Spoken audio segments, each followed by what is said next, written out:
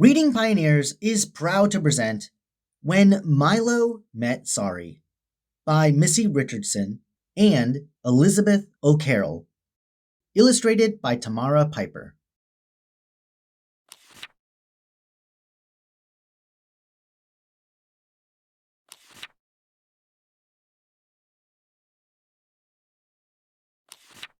This is not what I expected, thought a disappointed looking, shiny, yellow helium balloon. This isn't the life I was promised. The balloon's name was Sorry. Earlier that day, Sorry and her two friends had been so happy, swaying in the breeze, the best part of a party bouquet. Life is good, thought Sorry, when suddenly, without warning, whoosh! A gust of wind caught them, and all three balloons came undone from the party table and were flying into the air at full speed. Up and up they flew, high over the fields below. Wham! Out of nowhere, a large white seagull had hit one of the balloons. The strings of the balloon had wrapped around the seagull's legs. Unable to fly, the seagull was hurtling downwards towards its nest in the trees below. "Help me!" shouted the seagull. "I can't fly like this!"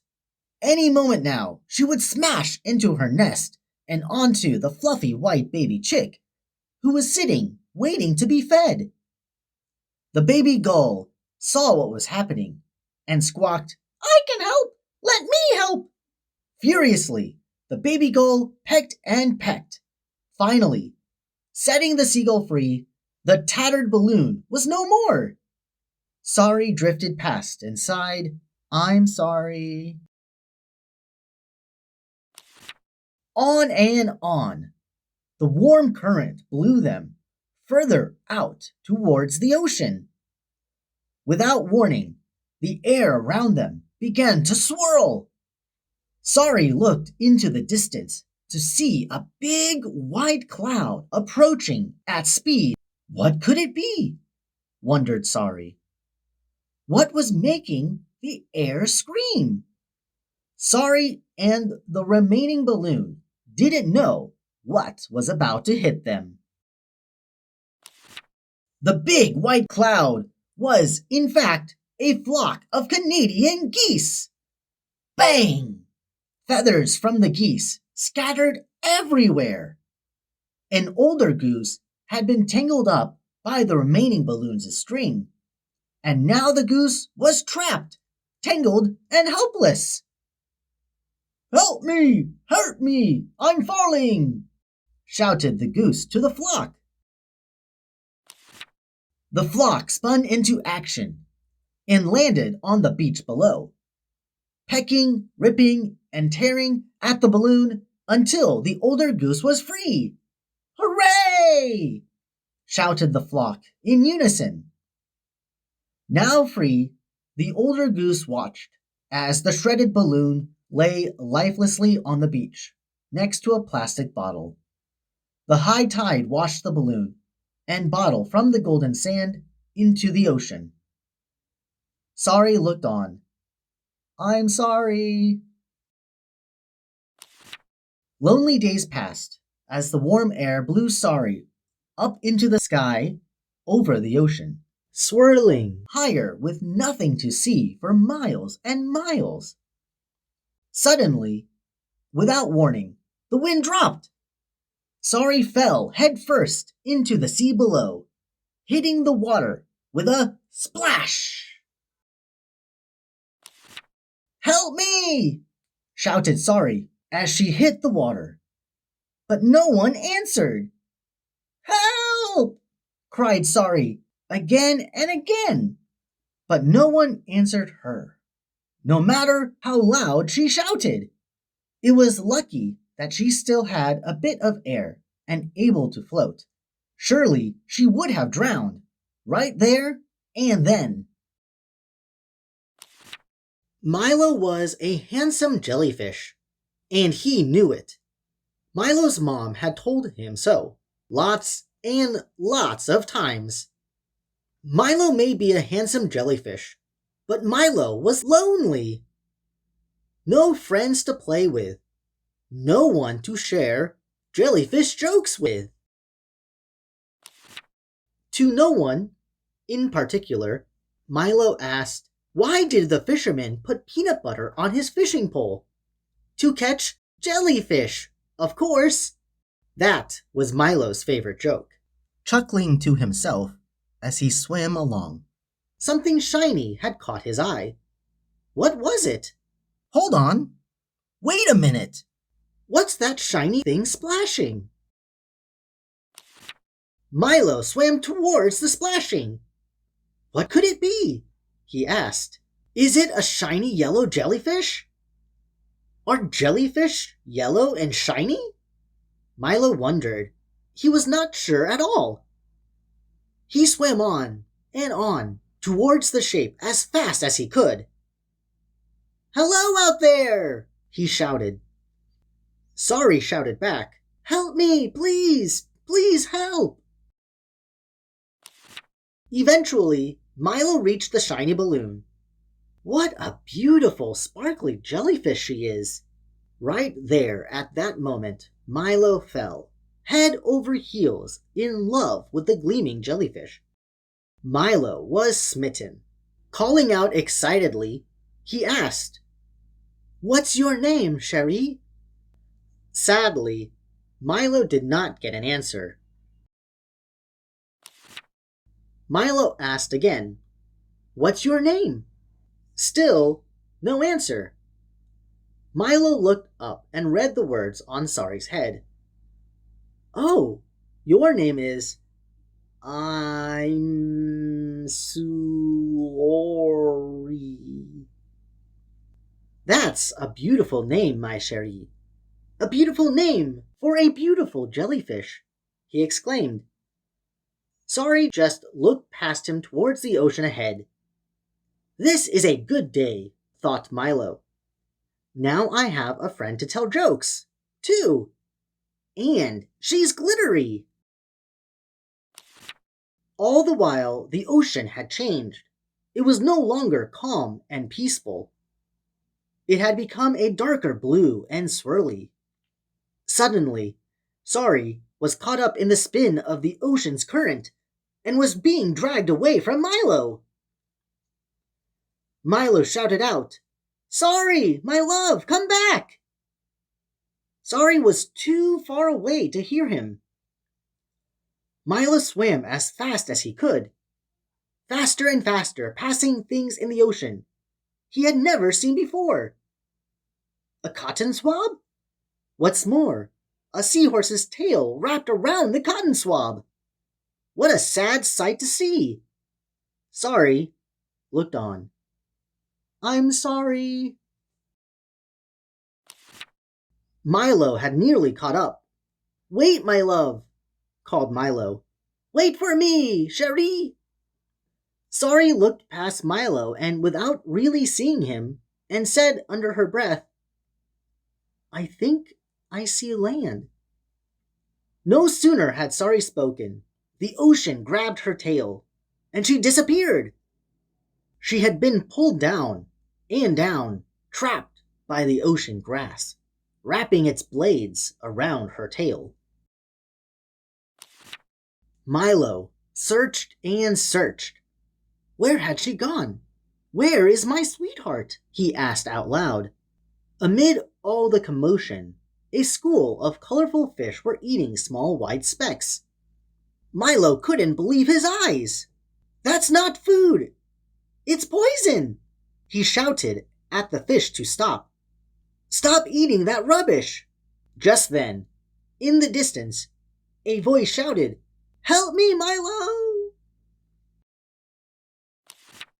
Milo spun around. There was Sorry caught up in the ocean grass. Milo and the fish leapt into action, pulling and pushing, twisting and biting. Milo and the brave fish worked tirelessly together to save Sorry. Teamwork! Shouted Milo. He thanked the fish for all their hard work. Saved from the seagrass, Milo called out to Sorry. See what love can do for you, darling? Sorry just looked on. I'm sorry. Milo had been so brave. Surely Sorry could see that. Would she notice me now? He asked himself. Sorry said nothing, not even thank you. They bobbed on together through the ocean. What can I do to win her love? Milo was at a loss. How could Sorry be so ungrateful? Milo noticed that the ocean was losing its beautiful color and was no longer clean. What's happening to my ocean? Asked Milo. Sorry didn't answer. In the distance, Milo spotted a small turtle who was struggling to swim. It had plastic bag parts around its feet and neck. The turtle was in pain, suffering, and unable to breathe. Sorry just looked on. I'm sorry. Milo could stand this sight no longer. He swam out as fast as he could to help the little turtle who had caught Sorry's string around its leg. Without warning, a net had caught them. A massive, grimy net had appeared from a fishing boat above, gathering everything up in one big swoop,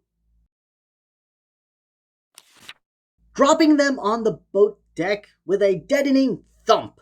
Milo hung on tight to the turtle and Sorry as they hit the deck with a loud bang. The turtle called to Milo in fear. Is it all over? Meanwhile, on the boat, a fisherman looked sadly at Milo and the turtle. With gentle hands wrapped in bright yellow gloves, he picked off the plastic bag and strings, lifting them high up in the air.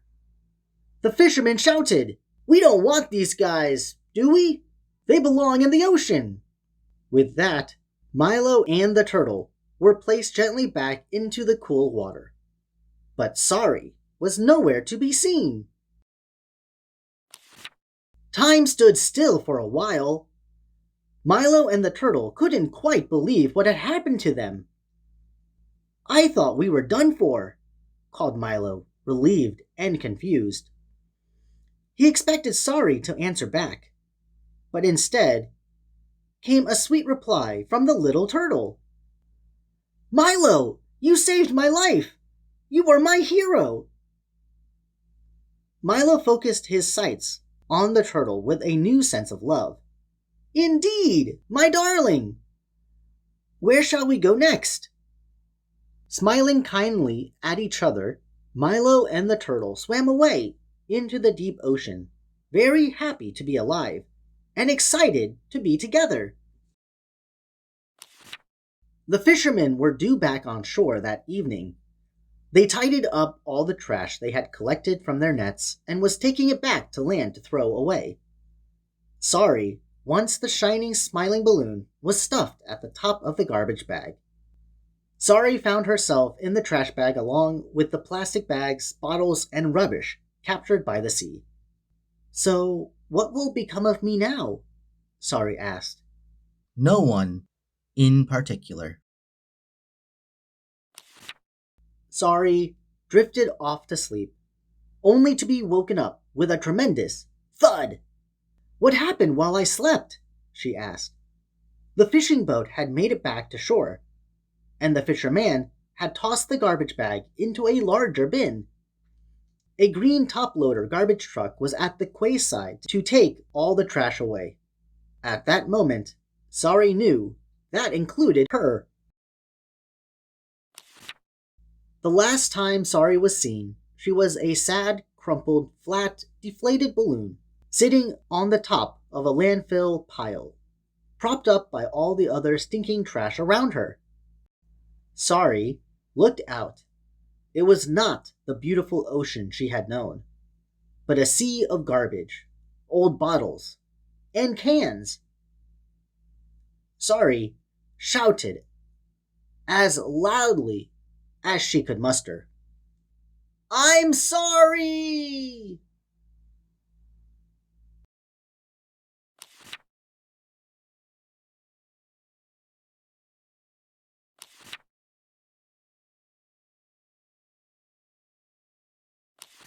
Thank you, Pioneers, for reading with us today to the book When Myloh Met Sorry by Missy Richardson and Elizabeth O'Carroll.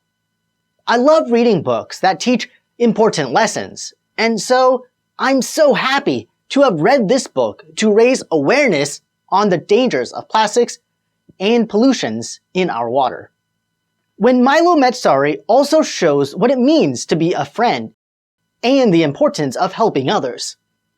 If you enjoyed this book, you can follow the authors Missy and Elizabeth on their own YouTube channel, Myloh's Adventures, Missy and Elizabeth. They also have a website, mylosadventures.com, where you can purchase your copy of this book and their other exciting book called When Myloh Met Professor Seymour. Links will be available in the description box below. So I hope you can visit them and say hi for me. If you have a book you'd like to be read on this channel, please send me an email, contact@readingpioneers.com, so we can turn it into the next video. Also, it would really help this channel if you like the video to help support the YouTube algorithm, and subscribe to stay updated with future read-alouds coming soon. Unfortunately, this is it for today. While waiting for the next upload, you can read other books from the playlist on the left, and the sequel to When Myloh Met Sorry, called When Myloh Met Professor Seymour, on the right. Thanks again, readers, for joining us today, and until next time, I hope you all have an amazing day.